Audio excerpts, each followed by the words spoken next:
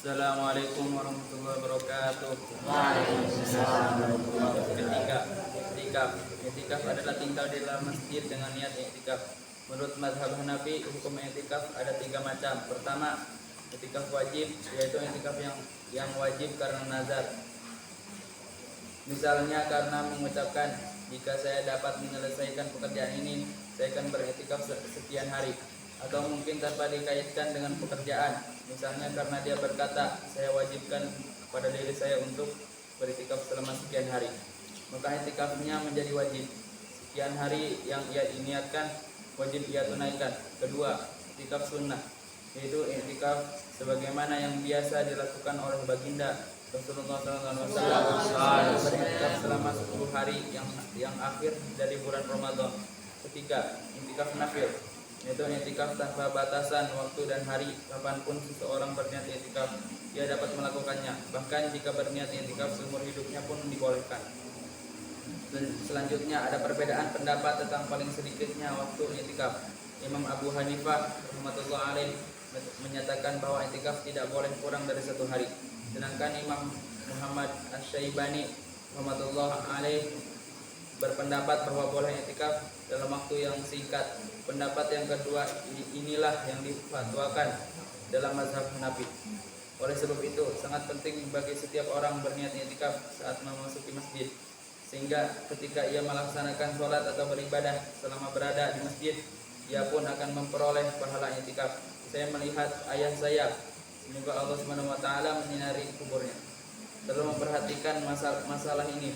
Setiap memasuki masjid sambil melangkahkan kaki kanannya yang membaca niat i'tikaf. Kadangkala untuk mendidik para khalifnya, ia mengucapkan niat i'tikaf tersebut dengan suara nyaring. Pahala i'tikaf itu sangat besar dan keutamaannya sangat banyak, sehingga baginda Rasulullah SAW senantiasa memperhatikannya. Perumpamaan orang yang beriktikaf adalah seperti orang yang pergi ke rumah seseorang untuk meminta hajatnya, seraya berkata, selama hajatku belum terpenuh, aku akan tetap tinggal di sini. Jiwa ragaku pergi bersimpuh di bawah keagunganmu. Inilah dambaan dan kebahagiaan hatiku. Seandainya hal itu dilakukan, hati tuan rumah yang sekeras apapun saya akan melunak. Lalu bagaimana dengan Allah Subhanahu wa taala yang Maha Pemurah? Dia selalu mencari alasan untuk memberi, bahkan tanpa alasan pun dia memberi. Engkaulah yang Maha Pemberi karunia, rahmatmu senantiasa terbuka bagi setiap manusia.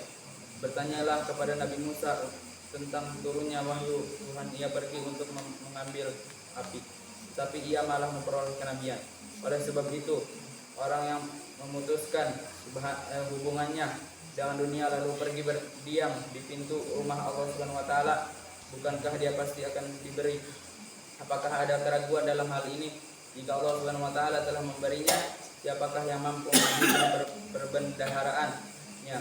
Untuk menjelaskannya lebih jauh, jelas saya tidak memiliki kemampuan. Bagaimana mesti menjelaskan sesuatu yang tidak terbatas? Kepada bunga mawar yang hati telah kuberikan, bahkan untuknya jiwa telah kukorbankan, apakah bunga itu bisa hadir dalam pelukanku, atau nyawa akan terlepas dari jasadku? Syekh Ibnul Qayyim rahmatullah alaih menjelaskan bahwa tujuan i'tikaf adalah menghubungkan hati kepada zat Allah Subhanahu wa taala yang Maha Suci, mengalihkan hati dari selain Allah Subhanahu wa taala, mengganti segala kesibukan dengan menyibukkan diri berzikir kepada Allah Subhanahu wa taala yang Maha Suci, memutuskan seluruh perhatian dari selain Allah Subhanahu wa taala, mengosongkan segala pikiran dan angan-angan diisi dengan kecintaan kepadanya, sehingga kecintaan kepada makhluk berganti dengan kecintaan kepada Allah Subhanahu wa taala. Kecintaan seperti inilah yang akan bermanfaat di tengah keresahan dan kesunyian kubur, di mana pada hari itu tidak ada yang dapat menenangkan hati dari keresahan dan kesunyian kubur kecuali kecintaan kepada Allah Subhanahu wa taala. Jika hati telah mencintainya, maka betapa indah dan nikmat waktu yang akan berlalu bersamanya. Hati terus mencari, lalu menemukan kesempatan yang indah itu. Aku duduk termenung siang dan malam hari, membayangkan apa yang telah berlalu. Penyusun kitab Marofih Falah menulis bahwa jika i'tikaf dilakukan dengan ikhlas, maka i'tikaf tersebut merupakan ibadah yang paling utama. Selain itu, keistimewaan i'tikaf tidak terhitung jumlahnya.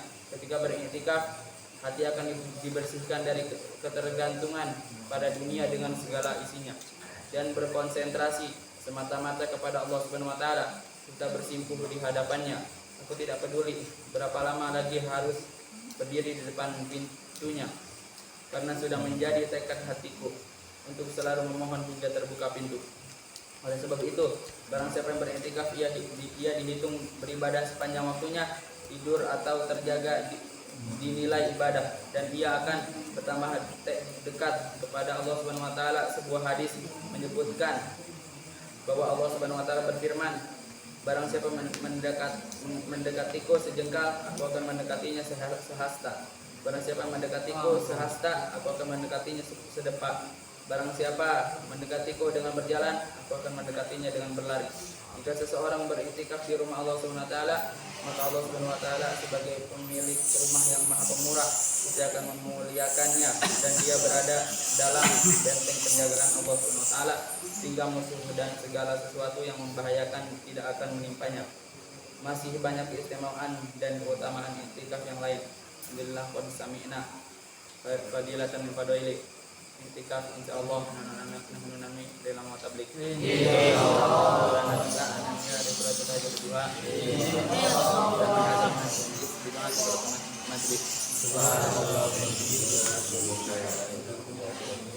Assalamualaikum warahmatullahi wabarakatuh.